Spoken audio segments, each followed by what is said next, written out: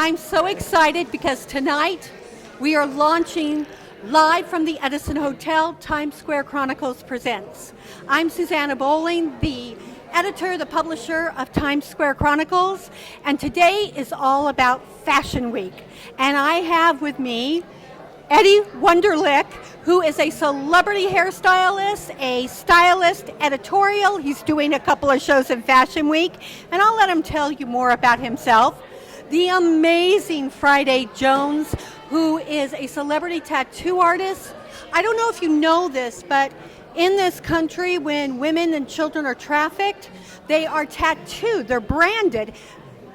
Friday takes those away. Also, if you're a woman and you've had a mastectomy, she makes you look better than you did the first time. How cool is that? But the number one accessory right now is white tattoos. And we have Governor, who just created the new Adidas sneaker that is leather. He does leather harnesses. Leather is the new accessory. We also have another guest, but she hasn't shown up yet. Hello, live podcast. So let's learn about Fashion Week and what makes fashion. Eddie, Hi. tell us about what you're seeing this year in fashion. This year, Cesar Galindo and Raul Penaranda, they're both showing something completely different. Raul is couture, atelier, super beautiful, expensive gowns. People are flying in from Dubai for the show tomorrow. I'm very excited to be the beauty director for it. And Cesar Galindo is big shoulder pads, lots of lapels, everything's sexy, throwbacks to the 90s, and great energy. I'm so glad that you mentioned Dubai because our co-producer, Craig Horsley, he's in Dubai and he'll be here on the 28th for that show. This year I'm seeing a lot of beige, a lot of khaki, a lot of gunny sacks, basically. I've always noticed that when you see fashion down to the ground, that's basically where our economy and where our life is going. Do you find fashion to say that as well? I'm not on that side of fashion. I'm not that shy, and I feel like it's a opportunity for self-expression. And if I feel like I have a responsibility to bring that out in people, so as a hairstylist, I feel like I need to contribute in that way to counteract that beige moment. What can we see in hairstyles this coming season? Because if you don't look good in your hair, you don't look good in your fashion. Right, I can't agree with you more. Lived in color, moving away from the ombre, but like a root top with beautiful multigrain dimensions, blondes that would be multigrain Cheerios, a honey, a wheat, and an oat, and simplicity in the hair. That way it has more longevity. You know, it's funny because the ombre look always to me looked like the skunk appeared. Yeah. Not for me. Right. I need it to look all-inclusive. I'm like a animal. Right, glossy hair, shiny hair, expensive looking hair. Now, you also started you have a new hair sponsor that's named after opera? Lakme, yes. Tell me about it. I'm really excited to be working with Lakme. They're a PPD vegan hair care line. They have recycled packaging. I'm very grateful for their sponsorship. I'm excited to share the content this weekend for Fashion Week at Raul's show and Cesar Galindo's show. The products are amazing. I'm looking forward to trying them. I love new hair products, so I'm looking forward to that. Friday, tell me about white tattoos. This is the new in thing. Well, Susanna, white tattoos have been around for a little while. Lindsay Lohan sports some white ink, and a lot of celebrities, high-profile socialites maybe have these secret, sneaky little forms of expression, and that's what white ink tattoos are for. In tattooing, what is the newest look for accessory? Like, what are people getting? What are they looking for? Well, we're really loving minimalists increasingly. As tattoos move into the mainstream, we're seeing people like getting their little collector's pieces, much like fashion. We know tattoo artists by name nowadays, and just as we have with our haute couture houses, these artists are commanding quite the pretty penny for their work. Now, you have major celebrity artists that have coming to you for tattoos. I know you did Angelina Jolie. I saw that. She's great. I love Angie. Yes, of course. Who else do you do? Well, Can you say? I'll tell you, yes. I think a big fan of white ink tattoos that you might be surprised is Lorraine Bracco. Really? Yes, Lorraine has beautiful white ink on her forearms, quite visible if you know what to look for, but otherwise in the camera, it doesn't really read. But she gets she has like her little collectors going on. I think they're amazing, and I love the fact that you remove tattoos from women and children that have been trafficked. Well, Susanna, it's a sad state that now that tattoo equipment is so easily available, these pimps around the world will mark their victims as proprietary merchandise. They'll put barcodes on them. And it's really just devaluing them, all contributing to their mental health, the deterioration of their sense of identity. So I was working with an organization called Madai Trust in Manchester, England, and they were given a shout out by the UN because they were partnering with tattoo artists to cover these sex trafficking marks. So I was very pleased to work with them. No, I think this is so important because it's kind of like being put into the Holocaust. I'm going to tattoo you now. It's that dehumanizing, you don't own your body sense. Yeah, I think that's one of the things in fashion is that we have to own who we are. We have to own all the different parts of ourselves. Governor, tell me about the Adidas. I saw them. They're very, very cool. What was that? Of owning oneself. Yeah. So, I think that we've seen like leather come into fashion a lot lately. It used to be kind of very like a taboo, like behind closed doors, type of a look, or like a fetish has like joined into fashion now, which I enjoy, even into like clothing like this. Like I was gonna say, wait, I'm noticing that the harness is on your T-shirt, which is kind of cool. Yeah, it is kind of cool. It's kind of cool that it's become like more of a household and like a type of conversation where it's like it can be crossed into like the everyday, wear.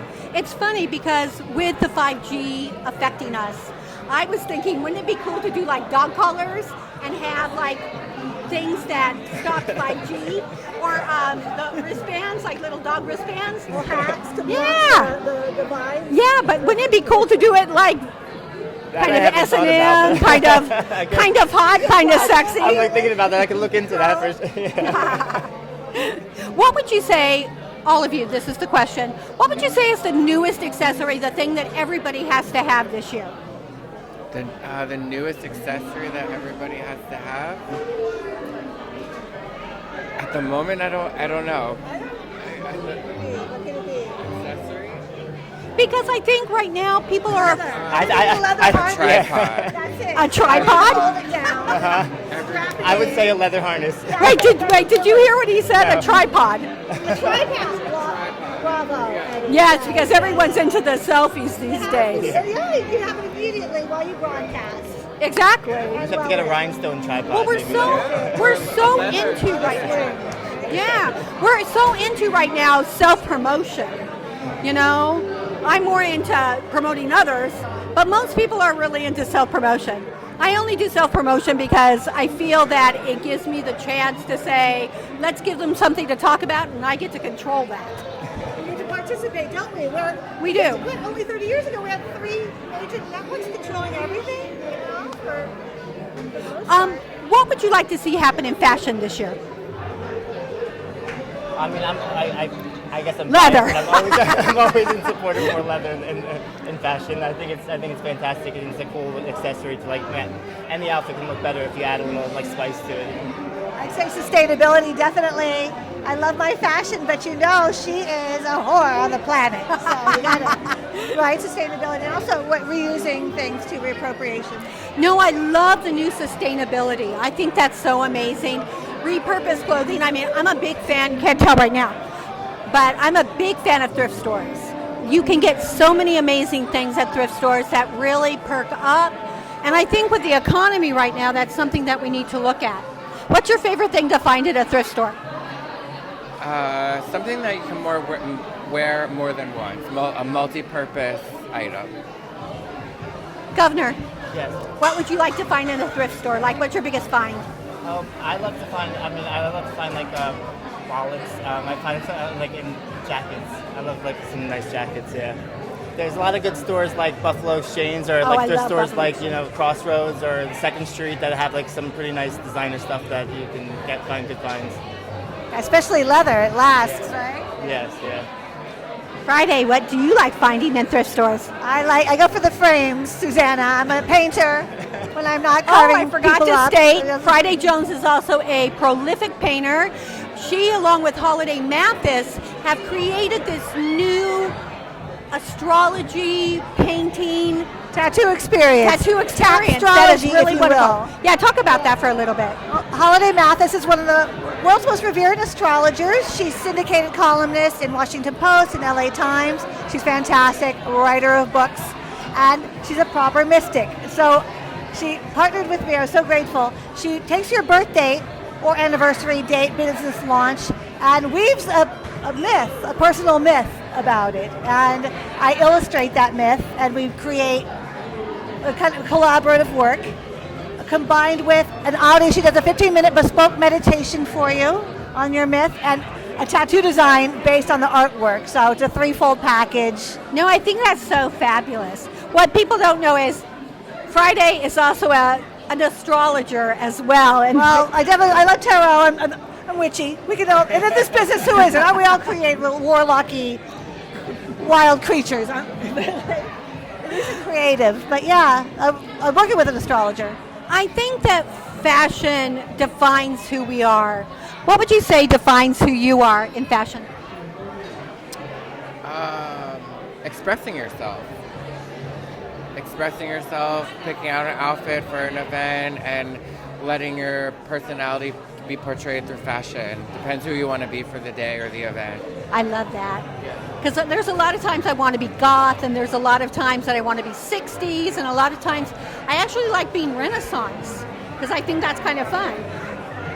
But everyone wants me to dress like I own a paper, and I'm like, what is that look? It's definitely not for me. Susanna, I want to know about Eddie's jacket. How did it? Oh yeah, tell us about your jacket. This is my friend Valentina. She's Italian. She makes these custom jackets. And how does one get one? We can put her Instagram in here, Valentina Parisi. And what, besides leather, what is your fashion look? What is your fashion accessory? How do you express yourself? Well, I think that the best accessory is kind of the confidence, right? So Absolutely. if you feel comfortable, whatever fashion means to you, if you feel comfortable wearing it, then you'll exude that confidence, and then you'll automatically look pretty good, yeah. Okay, so if you weren't tattooing, what would be your look? Oh, I would be very conservative. I'm Really? from a military family. We're high-ranking military, uptight little folk. Yeah, so I like the sweater and the plaid, and, you know. Yeah, Now, I very have to conservative. admit that would have never been my answer to what you would have I shocked chosen. myself. I was button downs growing up in penny loafers, and yeah, I know. What haven't I asked you that you would like our audience to know about fashion?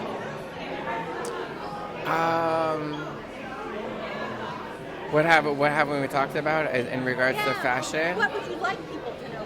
What would you like to say?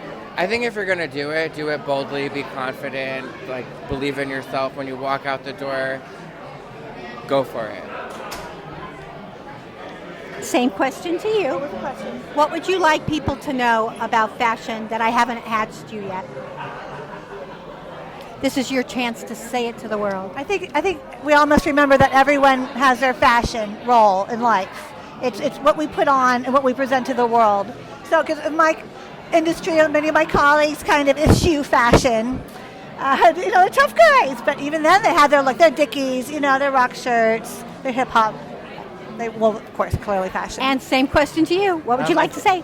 I think that you don't need to go by the typical rules of fashion, like right after Labor Day, things like that. I think it's however you feel comfortable wearing, and you can go out there and rock your own style. Then I would so agree with you with that, because I like wearing white in winter. Yeah, me too. And I don't understand why you can't.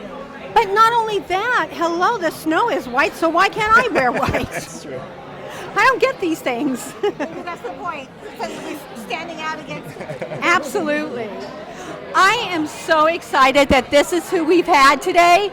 We are missing Dee Rivera. I don't know what happened to her, but we will have her again. Dee actually created Times Square Fashion Week as well as Hampton Fashion Week. And right now, fashion is who you are, what you are, wear it with confidence. I am so grateful to Ramel Gopez, who made this all possible.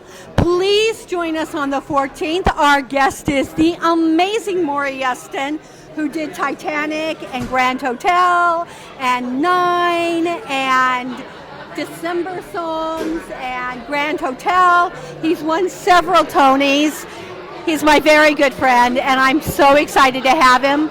I would like to thank the Edison Hotel for having us here, and most importantly, I would like to thank Magda Katz for videoing this and making it possible, because she is one amazing human being.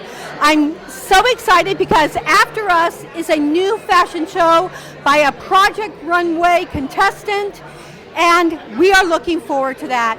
Please tune in to the next podcast live at the Edison Hotel. Times Square Chronicles presents. Thank you.